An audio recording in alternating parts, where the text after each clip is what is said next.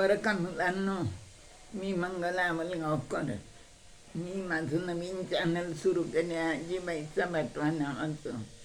त्याच्यावर मी तुम्हाला निरनिराळ्या गोष्टी सांगते, गमती जमती सांगते, काही खरे घडलेले प्रसंग सांगते गमतीशीर. तर तुम्ही माझं चॅनल सबस्क्राईब करा, गोष्टी ऐकत चला आणि मित्रमैत्रिणींना सांगा, शेअर करा आणि लाईक पण करा बरं का. आज आता मी जी गोष्ट सांगणार आहे ना, त्या गोष्टीचं नाव आहे भ्रमाचा भोपळा. काय नाव आहे? भ्रमाचा भोपळा. तर ही गोष्ट जवळजवळ 62 वर्षांपूर्वी माझ्या जीवनात प्रत्यक्ष घडलेली घटना आहे ही, आणि गमतीशीर आहे. तर आज मी ती तुम्हाला सांगते. आता काय, आम्ही की नाही त्यावेळेला आमची जालन्याला बदली झालेली होती आणि जालन्याचा जो मेन रस्ता आहे कचेरी रोडवर आमचं घर होतं. बोधनकरांचा वाडा म्हणून होता, तिथं आम्ही राहत होतो. तर खाली 2 घरं आणि त्याच्यावर 2 आणि मध्ये चौकोनी चौसोपी चौकोन असं घर होतं ते. आता आम्ही 4 वर्ष त्या घरात राहिलो बरं का. पण घरात कधी साधा विंचू निघाला नाही, गोम निघाली नाही, काहीच नाही. इतकं छान घर जुनंच होतं, पण कधी काही असं निघालं नाही. पण एकदा काय गंमत झाली, दसऱ्याच्या दिवशी आम्हाला दोघांना यांच्या मित्रांनी जेवायला बोलवलं होतं. आम्ही तिकडे जेवायला गेलो आणि दुपारी जेवण करून घरी आलो.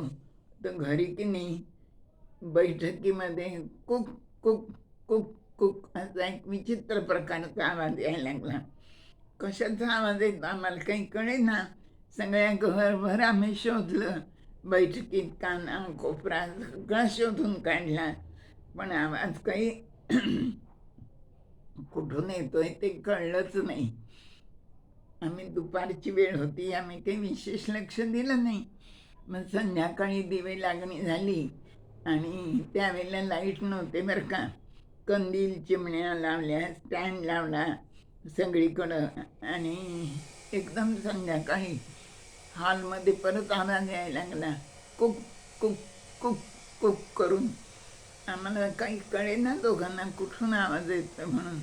आम्ही पुन्हा घरभर शोधाशोध केली. कंदील घेऊन सगळे काने कोपरे घराचे सगळे तपासले, पण आम्हाला काही आवाज कुठून येतोय ते कळलं नाही.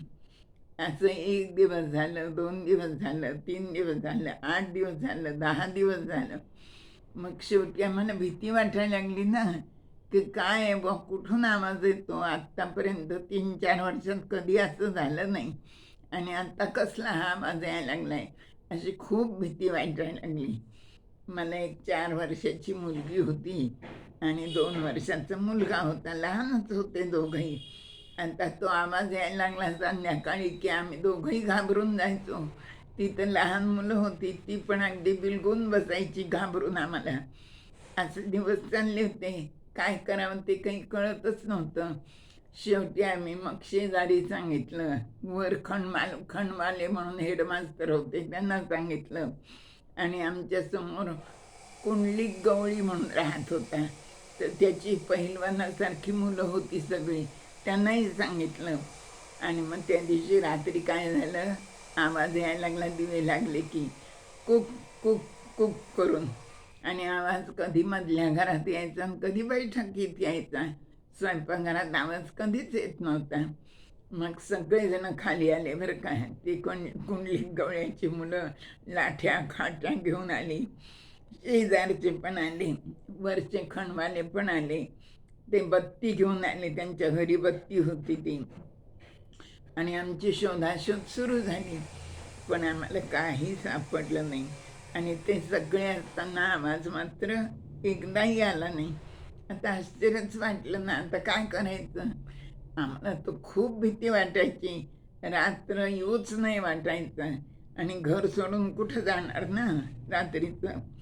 मग शेवटी यांच्या शाळेत एक नजारी म्हणून शिक्षक होते बरं का. त्यांना थोडं मंत्रतंत्र येत होतं. त्यांना यांनी हकीकत सांगितली सगळी. त्यांनी आम्हाला वाळू मंत्रून दिली आणि त्याने सांगितलं, तुम्ही जिथं झोपता ना तिथं 4ही बाजूनी ही वाळू टाका आणि थोडीशी वाट मोकळी ठेवा म्हणे, म्हणजे जर काही असलं तर ते निघून जाईल. आणि इतर लोकांनी आम्हाला काय सांगितलं की सापाचा आवाज असा येतो म्हणे, त्यांची जोडी असती म्हणे साप आणि सर्पिण, आणि त्यापैकी एक जण गेलं की दुसरा असा आवाज करतो म्हणे. तर कदाचित तसंही काही असू शकतं. मग आम्ही ती वाळू अगदी खूप विचार करून मंत्रून आणलेली वाळू सगळीकडे टाकली आणि त्या दिवशी झोपलो. आता असं वाटलं दुसऱ्या दिवशीपासून काही आवाज येणार नाही, पण दिवे लागले आणि आवाज सुरूच. आता काय करावं? माझी भीतीने गाळण ओढायची, मुलंही घाबरून बसायची आणि आवाज तर यायचा. काय करावं आम्हाला काही कळतच नव्हतं. मग एके दिवशी संध्याकाळी हे भाजी आणायला म्हणून निघाले बरं का, आणि हे मला म्हणाले, अगं आज नाही आवाज येणार बरं का, लक्ष ठेव तू आता, आज काही आवाज यायचा नाही म्हणे आणि तू लक्ष राहू दे. तर हे गेले भाजी आणायला. दिवे लागणीची वेळ झाली, कंदील चिमण्या लावल्या मी, सगळीकडे ठेवल्या आणि रोजच्यासारखा आवाज सुरू झाला, कुक कुक कुक करून. मला इतकी भीती वाटायला लागली. दोन्ही मुलंही मला बिलगून बसली आणि काय वाटलं की मला त्या क्षणी, मी त्या क्षणी वर जिना चढून खंडमालेंच्या घरात गेले आणि घरात जाऊन बघते तर मधल्या घरात त्यांचा मुलगा बत्तीला पंप करत होता आणि त्या पंपाचा आवाज प्रतिध्वनी होऊन खाली अशा प्रकारे येत होता. विचित्र. आता मी कुक कुक असं सांगते, पण तो एक वेगळाच आवाज येत होता आणि त्यात पंपाचा आवाज येत होता. हे कळल्यानंतर मग तो भ्रमाचा भोपळा फुटला आणि आमची भीती नाहीशी झाली. आता सगळे येत होते रात्री, तेव्हा ते खंडमाले बत्ती घेऊन खाली यायचे ना, मग कसा काय आवाज येईल? आणि ते सगळ्या लोकांनी सापांची सांगितली, शंका काढली, म्हणून आम्ही मग जिथं कुठं बीळ आहे तिथं गरम पाणी घातलं, तिथं जाळ केला, आणखीन त्याच्यातून जर काही असेल तर बाहेर येईल म्हणून असे अनेक आम्ही प्रयोग केले. आणि हे सगळं व्यर्थच ठरलं ना. अगदी ते वेदांतामध्ये सर्परज्जूचा दृष्टांत देतात बरं का, की वेडी वाकडी दोरी पडलेली असती आणि अंधार असतो, आणि अंधारात ती कशी दिसती, सापासारखी दिसते आणि मग आपण खूप घाबरतो, लटलट कापायला लागतो आणि खूप बोबडी वळती आपली आणि भीतीने पोटात गोळा उठतो भीतीचा. आणि उजेडाला उजेड पडला की लागलीच कळतं, अरे हा साप नाही आहे, ही तर साधी दोरी पडलेली आहे, आणि मग आपली सगळी भीती जाती. तसंच काहीच आमचं झालं. आणि मग तो भ्रमांचा भोपळा त्या दिवशी मी वर गेल्यामुळं फुटला आणि मग आम्ही सगळेजण जमलो एकत्र आणि पोट धरून हसलो. आणि ही गंमत आम्ही अशी सगळ्यांना लक्षात राहिलेली गोष्ट आहे.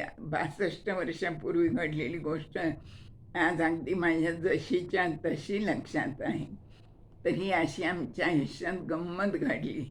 भ्रमाचा भोपळा त्या दिवशी फुटला आणि आम्ही भयमुक्त झालो.